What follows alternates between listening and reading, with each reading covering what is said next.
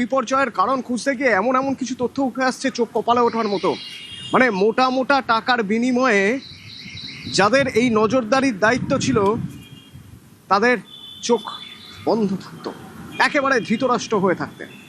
কারণ কারণ কারি কারি টাকা ঢুকছে পকেটে।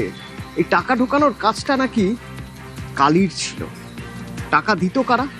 যাদের প্রয়োজন। এই পাস টাস করাতে অনেক সময় লাগবে, কিন্তু বেআইনিভাবে পুরো ব্যাপারটা মিটিয়ে ফেলতে গেলে কম সময়ে বেশি টাকায় হয়ে যায়। শুনবেন কি কি তথ্য উঠে আসছে। অমিত আছে সরাসরি আমার সঙ্গে। অমিত, একেবারে দেখো, তারাতলার যে বিপর্যয়, তার যে তদন্তের পাঠ বা তদন্ত করতে গিয়ে যে সমস্ত তথ্য উঠে আসছে তাতে দেখা যাচ্ছে যে টাকার বিনিময়ে যেহেতু প্ল্যান অনুমোদন হয়ে যেত এবং সেক্ষেত্রে পরবর্তীকালে কলকাতা পুরসভার যারা ইঞ্জিনিয়ার রয়েছে, সাব ইঞ্জিনিয়ার রয়েছে বা অ্যাসিস্ট্যান্ট ইঞ্জিনিয়ার রয়েছে, তাদের যে নজরদারি চালানোর যে কথা থাকতো সেটি কিন্তু হয়নি। এই তথ্য উঠে আসছে তদন্তকারী আধিকারিকদের হাতে। কারণ কালীচরণ বন্দ্যোপাধ্যায় যাকে গ্রেপ্তার করা হয়েছে, তিনি ইতিমধ্যেই প্রায় 20 লক্ষ টাকার এই আর্থিক লেনদেন হয়েছে এই প্ল্যান অনুমোদন করার ক্ষেত্রে। সেক্ষেত্রে যেটা নিয়ম বলছে, কলকাতা পুরসভার যে নিয়ম রয়েছে যে কোনো বিল্ডিং নির্মাণের ক্ষেত্রে যে নকশা কলকাতা পুরসভায় অনুমোদনের জন্য পাঠানো হয়, সেটি অনুমোদন করার ক্ষেত্রে একদম গ্রাসরুট থেকে, অর্থাৎ ওয়ার্ড লেভেল থেকে ইঞ্জিনিয়ার সেখানে তাদের রয়েছে। সেক্ষেত্রে ওয়ার্ডের ইঞ্জিনিয়ার, বড়োর অ্যাসিস্ট্যান্ট ইঞ্জিনিয়ার, এক্সিকিউটিভ ইঞ্জিনিয়ার এবং অবশেষে কলকাতা পুরসভার যে বিল্ডিং সদর দপ্তর, অর্থাৎ ধর্মতলার যে কলকাতা পুরসভার যে মেইন অফিস, সেখানে বিল্ডিং ডিপার্টমেন্টের যে মেইন বিভাগ রয়েছে, বিল্ডিং বিভাগ, সেখানকার যারা টপ মোস্ট যারা ইঞ্জিনিয়ার রয়েছে তারা সেখানে স্পট ভিজিট করবে এবং নকশা অনুমোদন দেবে এবং কিভাবে কাজ হচ্ছে তার ডে টু ডে আপডেট কিন্তু রাখতে হয়। কিন্তু এক্ষেত্রে হয়নি, কারণ আর্থিক লেনদেন হয়েছে এবং আর্থিক লেনদেনের কারণেই চোখ বন্ধ করে রেখেছিলেন এই সমস্ত ইঞ্জিনিয়ার থেকে আধিকারিকরা, এমনটাই মনে করছেন তদন্তকারী আধিকারিকরা। কারণ এখানে যে প্ল্যান পাঠানো হয়েছিল অনুমোদন পাওয়ার ক্ষেত্রে বা অনুমোদনের জন্য, সেটি টাকার বিনিময়ে সেই অনুমোদন আসে এবং অনুমোদন হয়ে যাওয়ার পর এই যে কাজ, যেখানে যে কাজ চলছিল, সে কাজ কাজ দেখভালের জন্য একদম ওয়ার্ড লেভেলের যিনি সাব ইঞ্জিনিয়ার রয়েছেন তার যে সেখানে গিয়ে ভিজিট করা এবং তার পরবর্তীকালে তিনি রিপোর্ট দিতেন হচ্ছে বড় অফিসে যিনি অ্যাসিস্ট্যান্ট ইঞ্জিনিয়ার রয়েছে তাকে। হাসি দিতে হতো না, কালীচরণ এত কারি কারি টাকা দিয়ে রাখতেন এদের। শুধু তার বদলে কি করতে হবে, যে কাজের জন্য অ্যাপয়েন্ট করা হয়েছে সেই কাজটুকু বাদ দিয়ে আর সবকিছু করা যাবে। সেই কাজটা করার সময় চোখ বন্ধ রাখতে হবে, সই করে দিতে হবে। বিল পাস্ট, প্ল্যান স্যাংশন, এখানেই শেষ নয়। একরকম মৌরুষি পাট্টা চলতো কালীচরণের। মানে একটা প্ল্যান স্যাংশন হয়ে গেল, হয়ে যাওয়ার পরে ঠিকাদার কাজের বরাত পাবেন, টেন্ডার না, টেন্ডারের ব্যাপার নেই এখানে। কালি টেন্ডার, কালি সব। টাকা দিতে হবে তবে মিলবে কাজ। বিস্ফোরক অভিযোগ ঠিকাদারদের। কিরকম নিজের মৌরুষি পাট্টা বানিয়ে ফেলেছিলেন কালি। শুনুন কি অভিযোগ করছেন তারা। আমার সঙ্গে বিশ্বজিৎ রয়েছেন। বিশ্বজিৎ, কি বলছেন ঠিকাদাররা?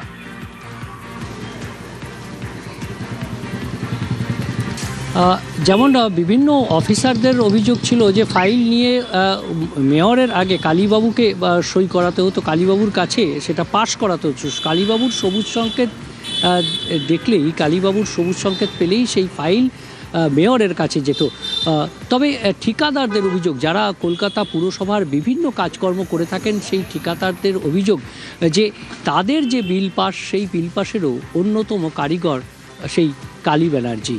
অর্থাৎ সেই বিল পাস তাদের দেরি হলে তারা যে তার কাছে পৌঁছবেন, তার জন্য 2-4 জনের কাছে ঘুরে তারপর কালীচরণ বন্দ্যোপাধ্যায়ের দেখা মিলত। মেয়রের দেখা পাওয়া তো দূরের কথা, কালীচরণ বন্দ্যোপাধ্যায়ের কাছে পৌঁছতেই অন্তত 2-3টে হার্ডেল তাদেরকে টপকাতে হতো। আর সেটা টপকে যদিও বা কালীচরণ বন্দ্যোপাধ্যায়ের কাছে বকেয়া টাকার জন্য তদবির করতে গেলে সেখানেও দূরছাই জুটত। মেয়রের কাছে যাওয়ার সুযোগই ছিল না তাদের। আর তাই বকেয়া টাকা দিতে, এর আগে কাজ পেতে গেলেও তো বোধহয় কিছু দিতে হতো, দিয়ে তবে পাওয়া যেত কাজ।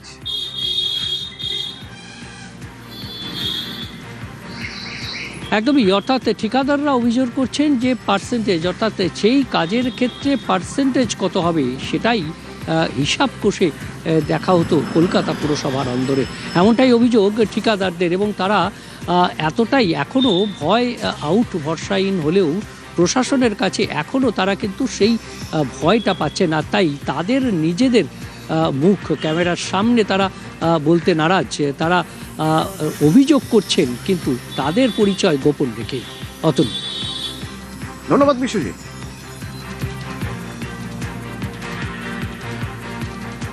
কালী হচ্ছে একটা বড় তোলাবাজ। কালীরকে দেখা করতে গেলে তার বাইরে অনেক সাকরেতরা থাকে, তাদের মারফত তাদের নিয়ে তা কালীর কাছে যেতে হয়।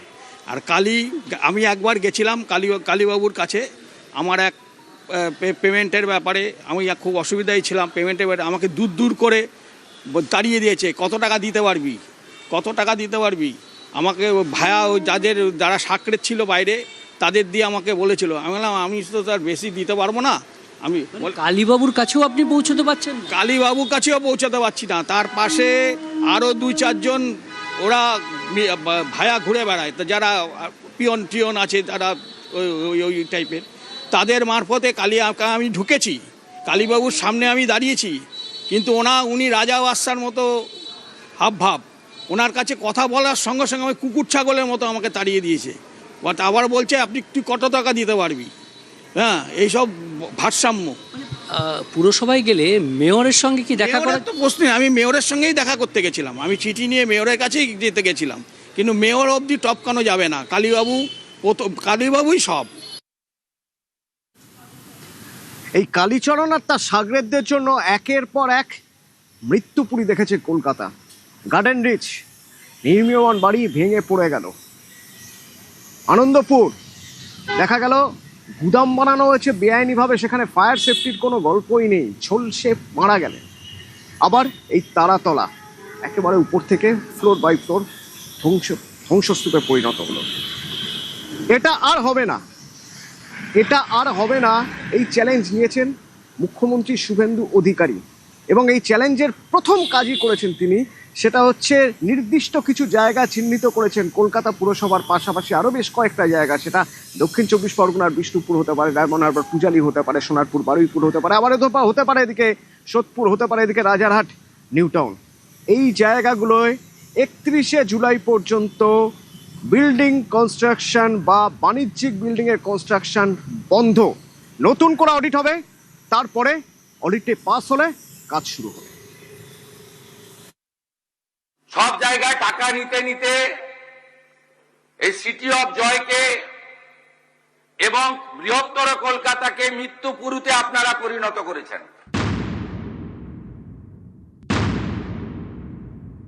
কাউকে ছাড়া হবে না।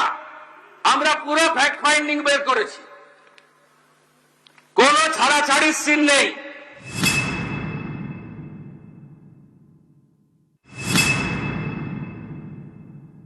ফায়ার এবং লাইটনিং অ্যারেস্টার, তার একটা অডিট হাই রাইজ বিল্ডিং গুলোতে, কমার্শিয়াল বিল্ডিং গুলোতে, সে কাজটাও তারা করবে। এটা খুব এসেন্সিয়াল, কারণ তিল জ্বলার ঘটনাটার সঙ্গে ফায়ারের অ্যারেঞ্জমেন্ট ইকুইপমেন্টস এবং ফায়ার লাইসেন্সের কোশ্চেন রিলেটেড ছিল। আর গার্ডেন রিচ আর তারাতলার ক্ষেত্রে গার্ডেন রিচে তো প্ল্যানই ছিল না, আর এখানে ডিফেক্টিভ প্ল্যান ছিল, সুপারভিশন ছিল না। তার ফাইন্ডিংস কমিটিও বলবে। আমরা ইনিশিয়ালি যা পেয়েছি, উই আর নট ইঞ্জিনিয়ার।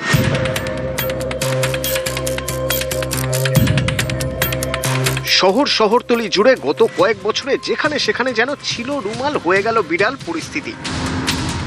কাল ছিল পাড়ার পুকুর, আজ সেখানে হাই রাইজ। কোথাও খেলার মাঠ হয়ে গিয়েছে শপিং কমপ্লেক্স।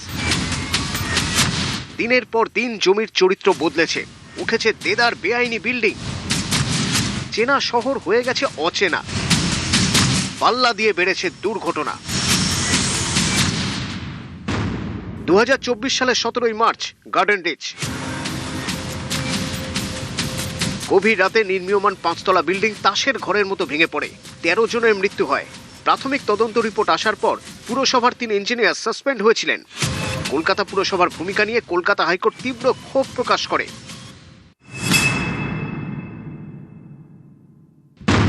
2026 সালের 26শে জানুয়ারি আনন্দপুর। জলাভূমি ও ভেড়ি বুঝিয়ে গোডাউন, ফায়ার সেফটির বালাই নেই। বেআইনিভাবে তৈরি এই গোডাউনে আগুন লেগে ঝলসে মারা যান অনেকে, 27 জনের দেহাংশ মেলে।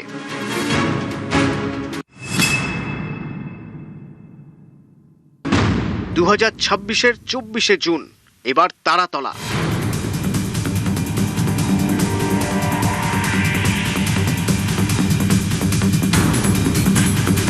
অনেকে বলেন বেআইনি নির্মাণের স্বর্গরাজ্য পরিণত হয়েছে কলকাতা এবং কলকাতা শহরতলি। এবার ধরে ধরে চিহ্নিত করবে রাজ্য সরকার। Rajarhat, New Town, Maheshtala, Budge Budge, Pujali. অভিযোগের কেন্দ্রে দক্ষিণ 24 পরগনার বিষ্ণুপুর, সোনারপুর, বারুইপুর। এর সাথে আজকে আমরা যুক্ত করেছি সাউথ দমদম, কামারহাটি এবং বরানগর। আর part of HMC, part of Bally, মূলত গঙ্গার পাশে যেগুলো আন্ডার কনস্ট্রাকশন আছে, সেটা উমেশ রায়, ইউডিএমএ, এইচএমসি তারা কথা বলে আইডেন্টিফাই করবে ওয়ার্ডগুলো।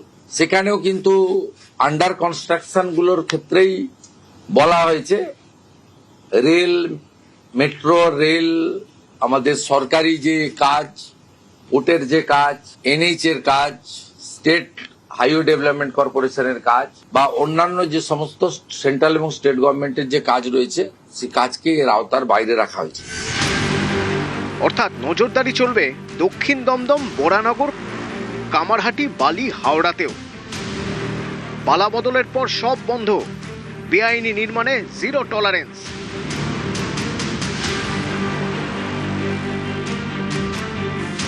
কলকাতা পুরসভা এলাকার বেআইনি নির্মাণে নজরদারি শুরু। শুক্রবারই পুলিশ কমিশনার অজয় নন্দার সঙ্গে বৈঠক করেন পুর কমিশনার স্মিতা পান্ডে। বেআইনি নির্মাণ চিহ্নিত করে পদক্ষেপ করা হবে। আমরা এসওপিতে ঠিক করছি, আমরা মোটামুটি আশা করি নেক্সট উইক থেকে শুরু হয়ে যাবে। এসওপি কি রেডি করা হচ্ছে? হ্যাঁ, হচ্ছে। নতুন সরকারের শপথ, বেআইনি নির্মাণের চক্র ভেঙে ফের সিটি অফ জয় হয়ে উঠবে কলকাতা। নিউজ 18 বাংলা। এই যে বিপর্যয়, এই বিপর্যয়ের দায় তো পুরসভাকে নিতেই হবে। তো তৎকালীন মেয়র ফিরহাদ হাকিম, অভিযোগ উঠছে তিনি অভিযুক্ত, এই দায় তাকে নিতে হবে। এই অভিযোগে তার বিরুদ্ধে থানায় এফআইআর। আমার সঙ্গে সুদীপ্ত রয়েছে সরাসরি। সুদীপ্ত, আর কার কার বিরুদ্ধে এফআইআর, কারা এফআইআর করলো, কি রয়েছে সেই অভিযোগে?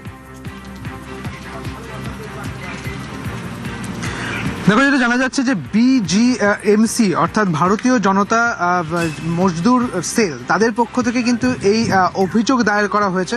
মূলত তাদের পক্ষ থেকে যে অভিযোগ দায়ের করা হয়েছে, মূলত 3 জনের নামে এফআইআর করা হয়েছে। যেমন হচ্ছে ফিরহাদ হাকিম রয়েছেন এবং একই সঙ্গে 2 কাউন্সিলর, 34 নম্বর ওয়ার্ডের কাউন্সিলর রয়েছেন এবং একই সঙ্গে 104 নম্বর ওয়ার্ডের যিনি কাউন্সিলর, তাদের নামেও কিন্তু এফআইআর করা হয়েছে এবং তাদের নামে অভিযোগ করা হয়েছে মূলত।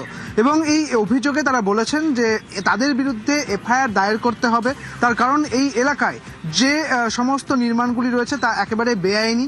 অর্থাৎ এই বেআইনি নির্মাণগুলি পরিদর্শন করতে হবে এবং পরবর্তী ক্ষেত্রে যাতে এই ধরনের ঘটনা না ঘটে সেদিকে ব্যবস্থা নিতে হবে। পাশাপাশি এই যে তারাতলার ঘটনা, এই তারাতলার ঘটনায় কে বা কারা জড়িত, তাদের জন্য এই এত বড় দুর্ঘটনা ঘটলো, মর্মান্তিক দুর্ঘটনা ঘটলো, তারও কিন্তু তদন্ত করতে হবে। এর আগেও ফিরহাদ হাকিমের যেহেতু এই প্ল্যানের ক্ষেত্রে একটি সই ছিল, সেখানে কিন্তু তিনি বিপাকে পড়েছিলেন। কার্যত এই যে অভিযোগ, এই অভিযোগের পরে আরও বিপাকে পড়লেন প্রাক্তন মেয়র ফিরহাদ হাকিম, তা কিন্তু বলাই চলে। অতনু।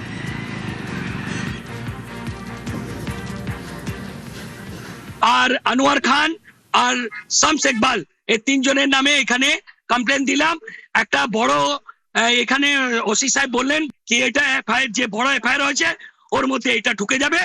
আর আমরা বলেছি ওনাকে অ্যারেস্ট করতে হবে, বলেছে কি সব গঠন হয়ে গেছে, অনেক তাড়াতাড়ি আপনি রেজাল্ট দেখতে পারবেন। ববি হাকিমকে তাড়াতাড়ি গ্রেফতার দেখতে চাই, জেলের ভাত খেতে দেখতে চাই। কি ভয়ানক ভাবুন, কিছু মানুষ চোখ বন্ধ করে সই করেছেন, কিছু মানুষ সই করাচ্ছেন টাকা দিয়ে, কাঁড়ি কাঁড়ি টাকা, সেই টাকা চলে যাচ্ছে অন্য লোকের কাছে। আর কিছু মানুষ শুধুমাত্র কাজ করবেন বলে এসেছিলেন, কাজের বদলে টাকা পাবেন বলে এসেছিলেন। আর সেদিন সেই বিপর্যয়ে, অন্য 5টা দিনের মতোই সেদিনও তারা কাজ করছিলেন। সেদিনে সেই বিপর্যয়ের মুহূর্তের ছবি দেখুন তারাতলায়।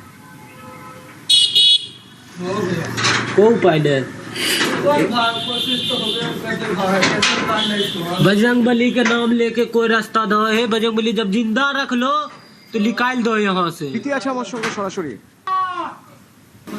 যে সময়ের যে মুহূর্তের ছবি দেখছি আমি একটু তোমার মাধ্যমে জানতে চাইবো এটা কোন দিক থেকে তোলা, মানে সেই সময় মানে ঠিক কখন এটা? बजरंग बली का नाम लेके कोई रास्ता दो हे बजरंग बली को जिंदा रख लो तो निकाल दो यहाँ। দেখো বুধবার যে তারাতলায় গোডাউন ভেঙে পড়ার ঘটনা এবং গোডাউনের চাঙড় তা ভেঙে পড়ার ঘটনা তা এখন সকলের কাছে জানা, কারোর কাছে অজানা নয়। এই যে গোডাউনে কাজ করতে আসা পরিযায়ী শ্রমিকের এক পরিবার, যারা মূলত একই পরিবারের, বিহারের মুঙ্গেরের 6 জন সদস্য একই পরিবারের, তারা এসেছিলেন কাজ করতে এবং এর মধ্যে 3 জনের এখানেই মৃত্যু হয়েছে এবং 3 জন হাসপাতালে চিকিৎসাধীন ছিলেন, যার মধ্যে 2 জন ছাড়া পেয়েছেন, একজনের চিকিৎসা চলছে। যে ছবি তুমি কিছুক্ষণ আগে পর্যন্ত দেখাচ্ছিলে তা হচ্ছে সেই সময় যেই সময় যে ছাদ লোহার বিম তা ভেঙে পড়ে, তারপরে যখন রেস্কিউ প্রসেস শুরু হয় সেই সময় এই যে মানিকচাঁদ কুমার, যার পরিবারের অন্যান্য সদস্যরা ইতিমধ্যে যাদের এই ঘটনার জন্য মৃত্যু হয়েছে, তার ছবি তুমি দেখলে। তিনি বললেন যে ভয়াবহ যে সিচুয়েশন, সেই সিচুয়েশনের কথা এবং তিনি বললেন যে এই যে কাজ তারা দীর্ঘদিন ধরে করে আসছে এবং তিনি কিন্তু কোথাও গিয়ে জানিয়েছিলেন যে যেভাবে ছাদ তৈরি হচ্ছে বা যেভাবে ঢালাই হচ্ছে সেই ঢালাইয়ের মধ্যে গলদ আছে, যে কলম ব্যবহার করা হয়েছে সেই কলমের মাপ ঝোপ তা ঠিক নেই, তারপরেও কিন্তু সেখানে কাজ চলছিল এবং যার স্বরূপ, যার প্রমাণস্বরূপ আমরা দেখলাম। ধরা পড়ে গিয়েছিল, দীর্ঘদিনের অভিজ্ঞ চোখ ধরা পড়ে গিয়েছিল যে যা হচ্ছে ঠিক হচ্ছে না, যেভাবে হচ্ছে ঠিক হচ্ছে না, দুর্ঘটনা ঘটতে পারে। কিন্তু ওই যে बजरंग পেটের बली का দায়, नाम लेके कोई रास्ता दो हे কালো টাকা, কাঁড়ি কাঁড়ি টাকা, এসব তো নয়। কাজ করব বিনিময়ে মজুরিটুকু পাবো, সেটা বড় দামি। सोही भैया তো সব বুঝেও জেনে শুনেও অভিজ্ঞ চোখে সব ধরা পড়ার পরেও কাজ করতে গিয়েছিলেন মানিকচাঁদ। बजरंग बली का नाम মানিকচাঁদ लेके कोई रास्ता আটকে दो हे পড়েছিলেন, बजरंग बली जब जिंदा আমরা रख কথা लो বলেছিলাম তার तो সঙ্গে। निकाल दो यहाँ से। उस दिन क्या हुआ था एग्जैक्टली बताइए। दिन हुआ था यही कि अचानक मतलब बिल्डिंग गिर पड़ा सबका सर पे। और आप उधर थे? हाँ हम थे।